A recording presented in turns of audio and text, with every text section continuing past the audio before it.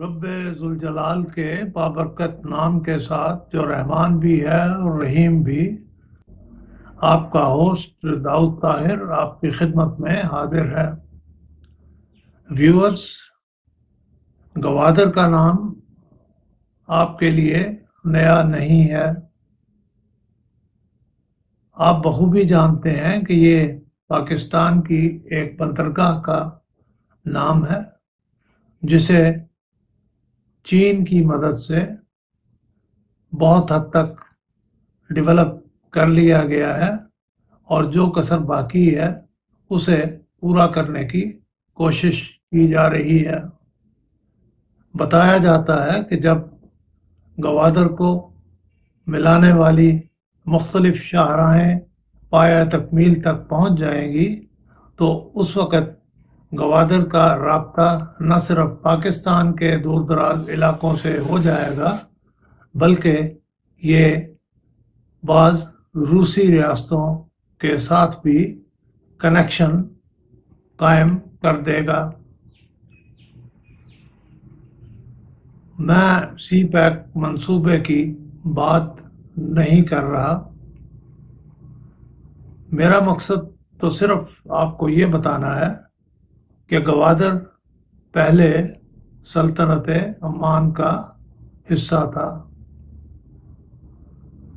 لیکن فیروز خان نون کے زمانے میں باہم گفت و شنید کے ذریعے اور کچھ رقم کی ادائیگی کے بعد گوادر کو عمان سے خرید لیا گیا اور یہ علاقہ پاکستان کا حصہ بن گیا۔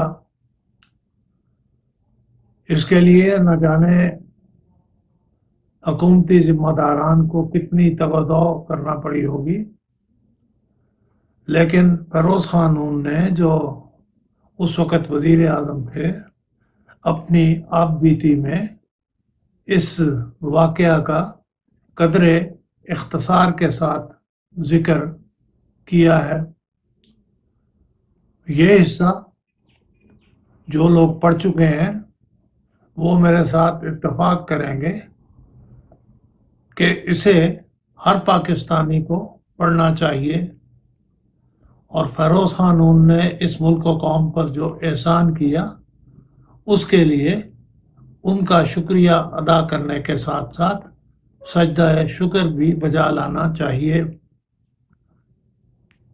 فیروز خان نون اپنی آپ بیتی چشم دید میں لکھتے ہیں، پاکستان کے جنوبی ساحل پر 45 میل مشرق میں جہاں ایران کی حدیں بحر عرب سے ملتی ہیں گوادر کی بندرگاہ واقع ہے۔ مسقط کے ایک شہزادہ نے 1781 میں یعنی کوئی 250 سال پہلے کلات کے حکمران کے ہاں پناہ لی تھی۔ کلات کا حکمران اس وقت ایک خود مختار بادشاہ تھا۔ اس بادشاہ نے گوادر کی سالانہ آمدنی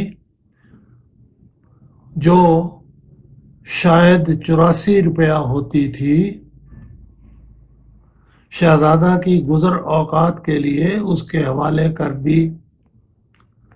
بعد میں جب یہ شہزادہ مسقط کا بادشاہ بنا تو اس نے گوادر پر اپنا قبضہ برقرار رکھا اور اسے کلات کے حوالے نہیں کیا، حالانکہ اب وہ گوادر کی آمدنی کا محتاج نہ رہا تھا۔ برطانیہ نے 1839 میں کلات فتح کیا اور یہاں کے حکمران بن بیٹھے۔ کلات کے حکمران نے بعد ازاں 1861 میں گوادر کی واپسی کا مطالبہ کیا۔ برطانیہ نے کلات اور مسقط کے درمیان مداخلت کی، تاہم اس نے کسی کے حق میں فیصلہ کرنے سے احتراز کیا۔ 1947 میں جب پاکستان قائم ہوا تو حکومت پاکستان نے یہ مسئلہ ایک بار پھر اٹھایا اور 1949 میں مذاکرات بھی ہوئے جو کسی فیصلہ کے بغیر ناتمام رہ گئے۔ اس کے بعد اس معاملے کو وہیں چھوڑ دیا گیا، لیکن جب میں 1956 میں وزیر خارجہ مقرر ہوا تو میں نے گوادر سے متعلق کاغذات طلب کیے اور اس قضیہ کا بغور مطالعہ کرنے کے بعد حکومت برطانیہ کے توسط سے سلسلہ جنبانی شروع کی۔ برطانیہ کے سامنے ایک مشکل کام آ پڑا تھا۔ ایک طرف دولت مشترکہ کا ایک رکن تھا، دوسری طرف یار وفادار سلطان مسقط، جس کے ساتھ 150 سال کے گہرے مراسم تھے۔ ان دونوں کے مفادات ایک دوسرے سے متصادم تھے۔ میری توقعات کا پارہ کبھی اوپر چڑھتا، کبھی نیچے گر جاتا۔ ادھر گفت و شنید جاری رہی، یہاں تک کہ میں نے 1957 میں وزارت عظمیٰ کی ذمہ داریاں سنبھال لیں۔ میں نے اس قضیہ کی تاریخ میں پہلی بار یہ قانونی نکتہ اٹھایا کہ گوادر کی حیثیت ایک جاگیر کی ہے۔ وہ ریاست کا ایک علاقہ ہے جسے ایک شخص کو اس لیے تفویض کیا گیا تھا کہ وہ ریاست کے واجب الادا ٹیکس وصول کرے اور اسے اپنی گزر اوقات کے لیے تصرف میں لائے یا اس رقم کو اپنی تنخواہ قیاس کرے۔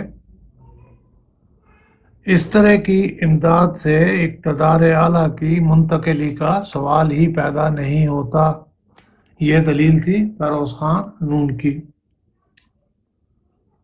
ہم نے پاکستان میں وہ ساری جاگیریں منسوخ کر دی ہیں جو بہت سے لوگوں کو برطانیہ سے اپنی خدمات کے صلہ میں یا دوسرے سیاسی اسباب کی بنا پر دی گئی تھیں۔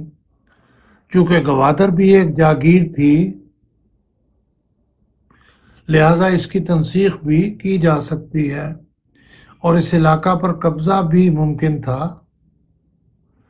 میں نے اس دلیل کا تذکرہ اپنے کسی برطانوی دوست سے دھمکی کے طور پر نہیں کیا، تاہم یہ قانونی نکتہ تھا جو عدالتی چارہ جوئی کی صورت میں ہمارے کام آ سکتا تھا۔ برطانوی حکومت مخمصے میں پھنس گئی۔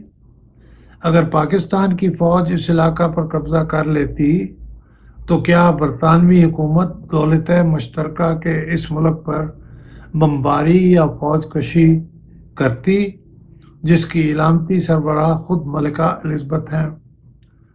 پاکستان کا دولت مشترکہ میں رہنا خود اس کے لیے بہت سود مند ثابت ہوا، بصورت دیگر ہماری حالت مسقط اور اس کے ملحقہ علاقوں کے مقابلہ میں امان کے امام سے کچھ زیادہ بہتر نہ ہوتی اور ہمارے دعووں کو ایک غیر ملکی طاقت کی دھمکی سمجھا جاتا۔ انگلستان کے پھر بعض وزراء اور وزرائے اعظم کا نام لکھا ہے اور کہتے ہیں کہ انہوں نے اس سارے معاملہ میں جو منصفانہ رویہ اختیار کیا اس کا مجھے تہہ دل سے اعتراف ہے۔ انہوں نے کسی بھی فریق پر دباؤ نہیں ڈالا، چنانچہ گوادر کی منتقلی نہایت خوش اسلوبی سے روح بعمل آئی۔ قدرتی بات ہے کہ اس کا معاوضہ ادا کرنا پڑا، لیکن جہاں ملک کی حفاظت اور اس کے وقار کا مسئلہ درپیش ہو وہاں روپیہ کوئی حقیقت نہیں رکھتا۔ 1958 کے موسم سرما میں جب میں لندن میں تھا تو ہمارے ہائی کمشنر مسٹر اکرام اللہ نے گوادر کی منتقلی کی دستخط شدہ دستاویز میرے حوالے کی۔ اس وقت مجھے جو خوشی ہوئی آپ اس کا اندازہ نہیں لگا سکتے۔ جب تک گوادر ایک غیر ملک کے ہاتھ میں تھا مجھے یوں محسوس ہوتا گویا ہم ایک ایسے مکان میں رہتے ہیں جس کا عقبی کمرہ کسی اجنبی کے تصور میں ہے اور یہ اجنبی کسی وقت بھی اسے ایک پاکستان دشمن طاقت کے ہاتھ فروخت کر سکتا ہے اور وہ دشمن طاقت اس سودے کے عوض بڑی سے بڑی رقم ادا کر سکتی ہے۔ جب میں سرحدی تنازعوں کے تصفیہ کی خاطر گفت و شنید کے لیے دہلی گیا تو ہندوستان کے وزیر اعظم مسٹر نہرو نے مجھ سے کہا، آپ نے گوادر لے لیا ہے؟ میں نے جواب دیا، جی ہاں۔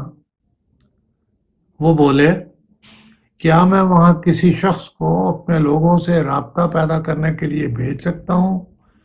وہاں ہمارے 300 آدمی آباد ہیں۔ میں نے کہا بصر و چشم، لیکن ہم آپ کے لیے تارکین وطن کی آبادکاری کا مسئلہ پیدا نہیں کرنا چاہتے۔ اگر وہ لوگ پسند کریں تو میں انہیں پاکستانی شہریت اور پاسپورٹ دینے کے لیے تیار ہوں۔ یہ سن کر انہیں بہت خوشی ہوئی اور گوادر کی ہندو آبادی کے بارے میں ان کی تشویش جاتی رہی۔ مجھے خوشی ہے کہ ان لوگوں نے اپنی اقامت برقرار رکھی اور مجھے اس امر میں کوئی شبہ نہیں کہ وہ ہمیشہ وہاں پر خوش و خرم رہیں گے۔ گوادر سمگلروں کی جنت تھی، یہ فیروز خانون لکھتے ہیں۔ ہم نے جتنی رقم اس کے معاوضہ میں ادا کی ہے وہ چند ہی برسوں میں کسٹم کے محصول سے وصول ہو جائے گی۔ گوادر کے راستے سے اسمگل ہونے والا سستا سامان اور سونا پہلے بلوچستان میں جگہ جگہ بکتا تھا۔ اب اسمگلروں کی مجرمانہ سرگرمیاں اسی سمندر میں غرق ہو چکی ہیں۔ وہ مزید لکھتے ہیں، ہم اب خود کو پہلے سے زیادہ محفوظ سمجھتے ہیں۔ سلطان مسقط کو بھی پاکستان جیسا زبردست دوست اور حلیف مل گیا ہے۔